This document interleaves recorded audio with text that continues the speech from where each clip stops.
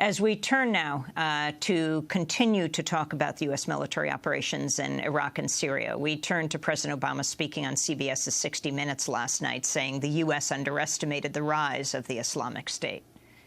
I think they underestimated what had been taking place in Syria.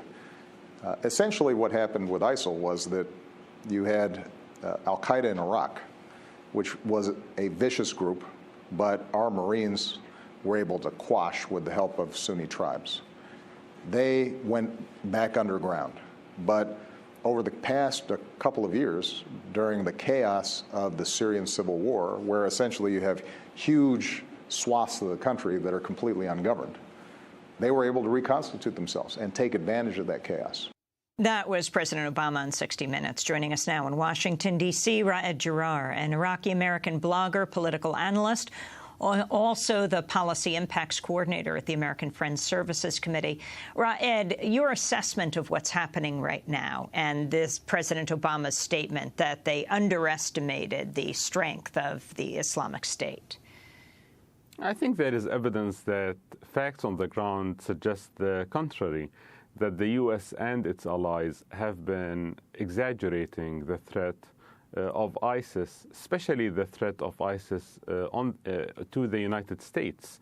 So there are very credible analysis coming from the United States itself, from the FBI and the National Counterterrorism Center, saying that there is no imminent threat to the U.S. coming from ISIS.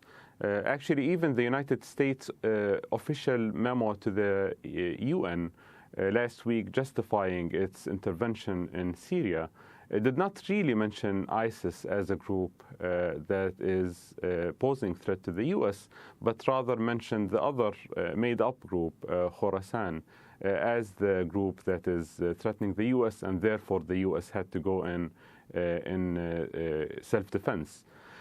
So I think the realities on the ground is that ISIS is definitely a problem. It is an extremist group, and it is a manifestation of a humanitarian, political, and military disaster in Iraq. But ISIS doesn't really pose any threat that is credible to neighboring states, such as Turkey or Iran or Saudi Arabia or Jordan, let alone states that are thousands of miles away in Europe and the United States. So I would agree with the President's statement that there was some miscalculation, but I think it was the other way around. It continues to be the other way around. It's a miscalculation of exaggeration rather than underestimation. Jarrar, if war was not an option, what do you feel the U.S. should do? What would be a peaceful solution to what's happening right now in Iraq and Syria? Sure. I mean, I think war is one of the options all the time for the U.S., but war is not working. It's not a good idea. And the use of military force has been tried before to deal with extremist groups in Iraq and elsewhere, and it has failed miserably. So the premise that we can bomb a country into moderation, it doesn't really have evidence on the ground. We've never done that in the past, and usually military intervention, especially foreign military intervention by the United States, has very devastating political and humanitarian implications on the ground. So if we look at the situation in Iraq and Syria, I just want to give a couple of examples of how the U.S. military intervention is delaying and making a political solution harder. In Syria, as was mentioned earlier, the U.S. is bombing both ISIS and al-Nusra Front. Al-Nusra Front is one of the main rivals of ISIS. Some of the most bloody battles that happened in the last couple of years happened between al-Nusra and ISIS. So the fact that the U.S. is bombing these two rivals, on the one hand, it's making the opposition as a whole weaker because they're bombing the opposite sides of this inter-rebel fighting.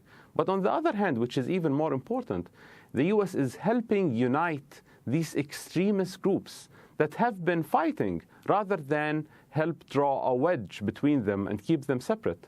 So now al-Nusra and ISIS are on their way to unite against what they see as a common enemy. Other groups, even those who are vetted by the U.S., have been condemning the U.S. attacks against al-Nusra because they see al-Nusra as one of their allies. So there was a public statement by the Free Syrian Army a couple of days ago condemning the U.S. strikes. So you can see that the U.S. attack is making things more complicated in Syria.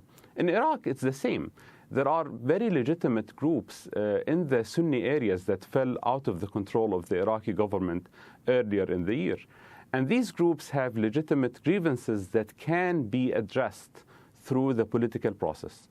By bombing them and by funding and training Shiite and Kurdish militias who are as bad as ISIS when it comes to their atrocities in Iraq.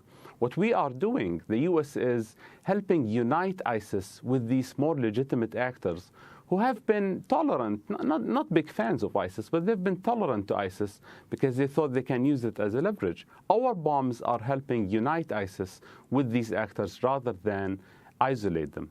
So these are the problems. I think the real solution, the real lasting solution, will be a political and social one.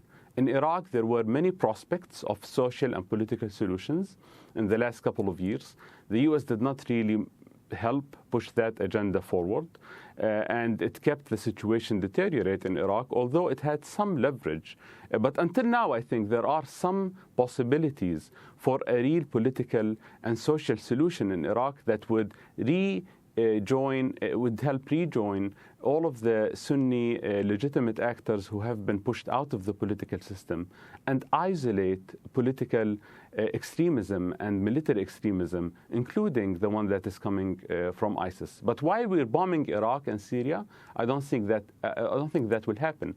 I think the bombs will delay any real solutions, if not make them very complicated and hard to accomplish. Raed, I want to thank you for being with us. Raed Jarrar, an Iraqi-American blogger, political analyst who works with the American Friends Service Committee in Washington, D.C.